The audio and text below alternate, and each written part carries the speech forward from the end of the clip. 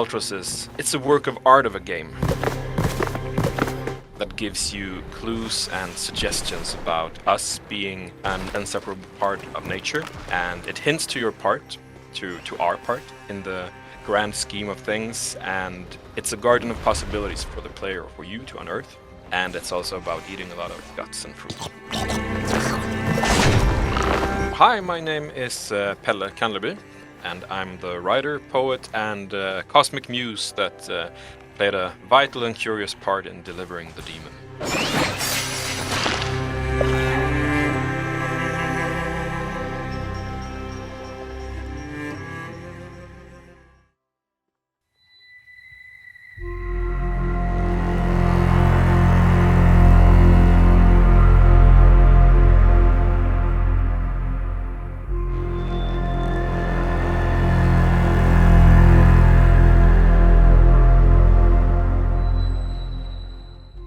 Ultros is really a tale of many seeds put in creative soil at the same time, but in different places. From Oscar talking to Niklas about sustainability and subsistence farming in Switzerland in a cabin somewhere, and Niklas and Morten talking about wanting to do something, having studied together and having gotten the chance to really try to work on a project together. Or for me, it started many years ago as I and Niklas were on one of our midnight walks talking about stuff, life, everything, and he shared with me this idea of about a demon that you could only defeat by basically not attacking it but rather pass through it. And it was a philosophical existential night. We talked about highs and lows, and I could meet him on a creative plane with my thoughts, my angles, and my poetic impressions of what he has just shared with me.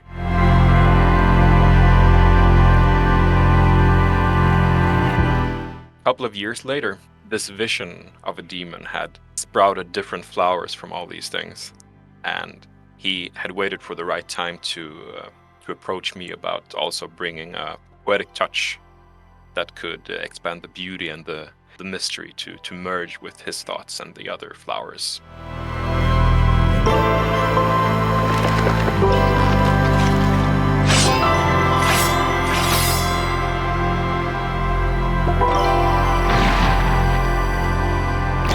So we sat in his studio, in his atelier, while he was painting, talking. We could just talk about stuff that didn't have anything to do with nothing. So it was really nice. And I also tried to drown in his artwork that were everywhere in the studio. It was so many colors, it was beautiful. And to be able to sit there, it was a very creative also environment to get to know a person, I think. Okay, so like this is like interesting with video games, because if you make like a painting or a song or something, it's sort of like this singular craft, almost like, and becomes this singular piece almost like. But with video game, it's like this potpourri of various different things that sort of like have to go together. So like this intimate sort of process and inspiration doesn't really work with video games like that. Because when you put everything together, it has to be like almost this unified vision and passion between the developers. So I think that was a challenge throughout the project, to sort of like, how do I communicate the thoughts and ideas that we are supposed to convey within the game that can only sort of be communicated through the experience. So I think that was the biggest challenge.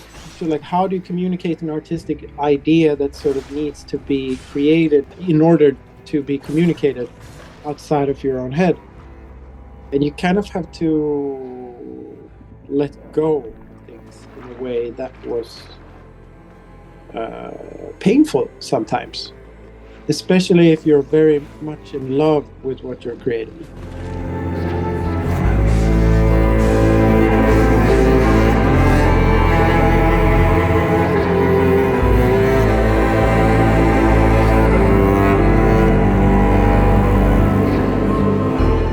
I would say that it all sort of leads from Stan Sakai down through Hayao Miyazaki and into sort of Jean Giraud Moebius, but also Dan Simmons' Hyperion, of course Huervo, Alien. But I think it was very important for me to like make a moving painting in a style that sort of I adore, especially then Stan Sakai with Usagi Yojimbo. It's like a cartoon about a samurai rabbit, and Princess Nausicaa of the Valley of the Wind by Hayao Miyazaki, the manga, and then Moebius, and sort of like they're all drawn in like the same tradition, and I wanted to like continue that tradition inside our video game.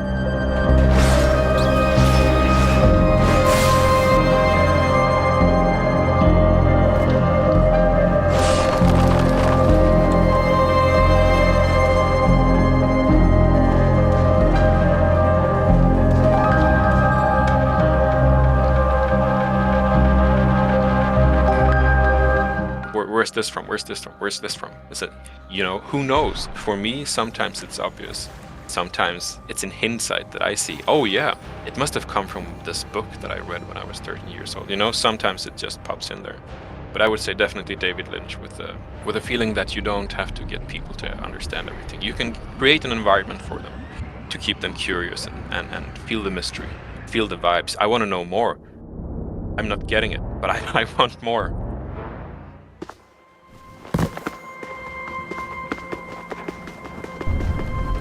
That for me is like the mood, the perfect mood when you take a walk in fall and you just feel the crisp air and you see the colors changing in nature, and you don't have to know exactly how it works. You just have to enjoy the scenery and feel it.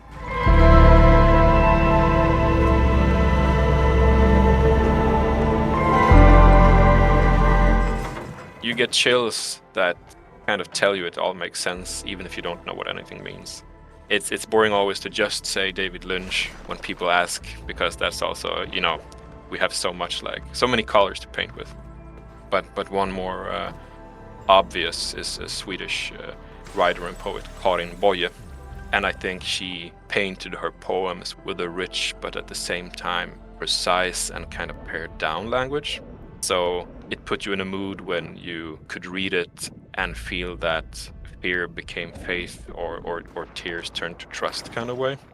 It had a darkness somewhere around it, but it still very much was about hope and wanting things to get better.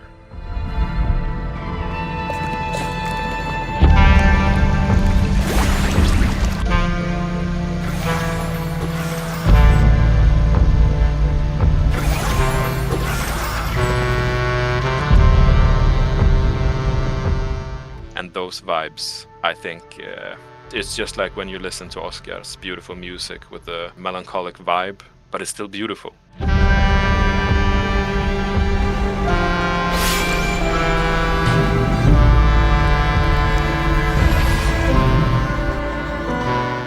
But you feel that it sometimes wants you to release your tears, release the floods, the dams, but at the same time it's serene, it fills you with something more than just a feeling of sadness or despair. It has also hope in it. It's always baked in, like light and darkness.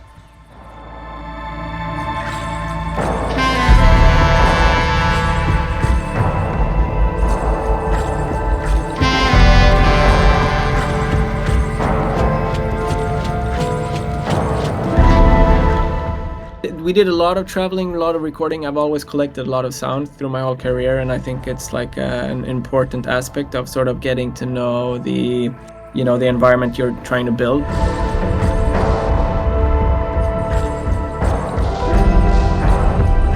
Yeah, so my name is Oscar Ratvader Rydelius, and my title on this project was composer and sound designer.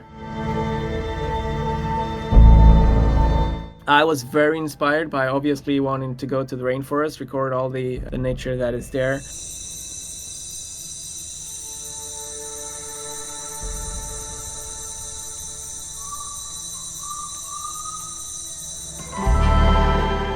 but it was also the Incas and the previous indigenous people living in Peru had a rich history of this amazing thing called whistling jars. I don't know if you've ever heard about those.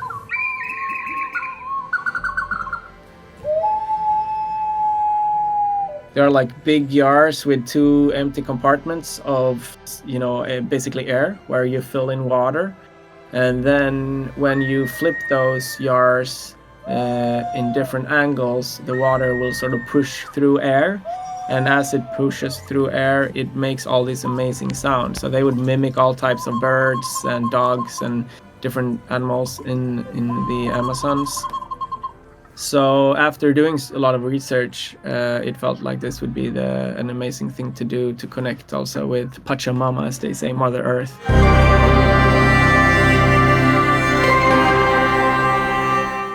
Our viewing of nature is becoming a bit weird, in my opinion. Like, we're not so attached to it anymore. And I don't know, modern times and, people living in the city has created this kind of distance that was something far from what we wanted to achieve in the game.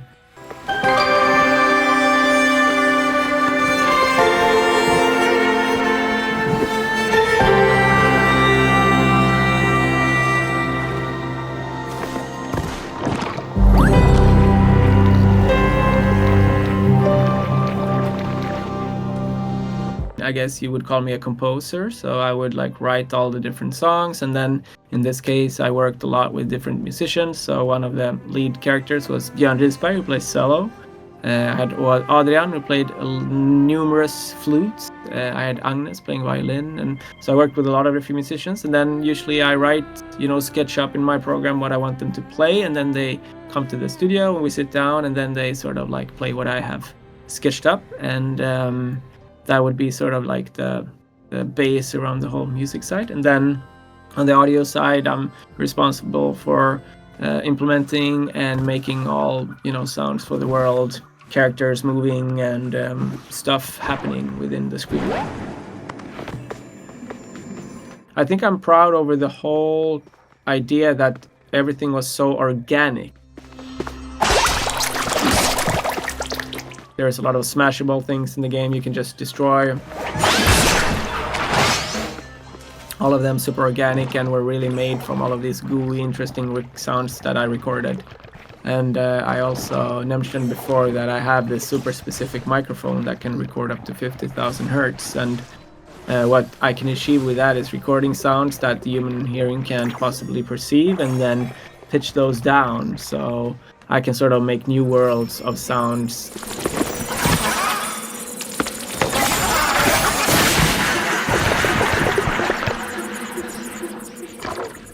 I'm super proud of all that work that went into that stuff, because I think that is sort of what people say they love when they say they love the atmosphere and vibe of the game, because it's so much, unconscious things going on that it's hard to put into words. But I could be wrong.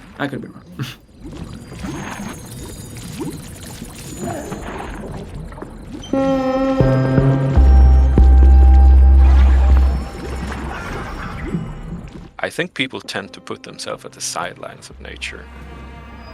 When you have such a rich garden to choose from, when you have a game like Ultros, you have the symbolism, you have the colors, you have the sounds, you have the somewhat pretentious poetry, but you also have our relationship with nature, of course, right there in your face, because, let's face it, with all these possibilities to interpret what the game is about, you wake up in this garden of abundance.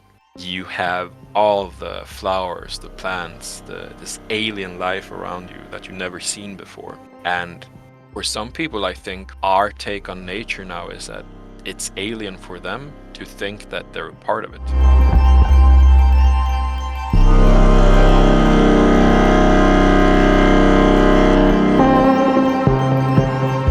Whether you like it or not, you are from the same stuff that nature and dreams are made of.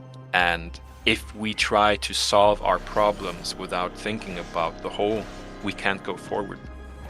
So for the game to be about many things, I think nature is the thing that not only pops because it's right there with all the colors of the known universe in your face, but it's a natural thing to have when you think about philosophy and you think about existentialism.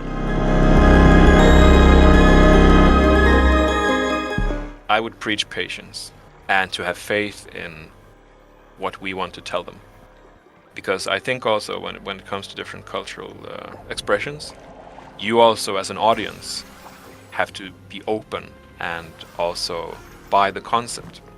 If you always get what you think you want, you will never learn anything new because you're not open for new things. And it may sound harsh, but I just hope that while they're looking for stuff, get distracted by the beautiful world, by the beautiful music. Let the game lull you in the direction of something. And trust us when we say that more things will be revealed if you just give it a try. If you stay curious.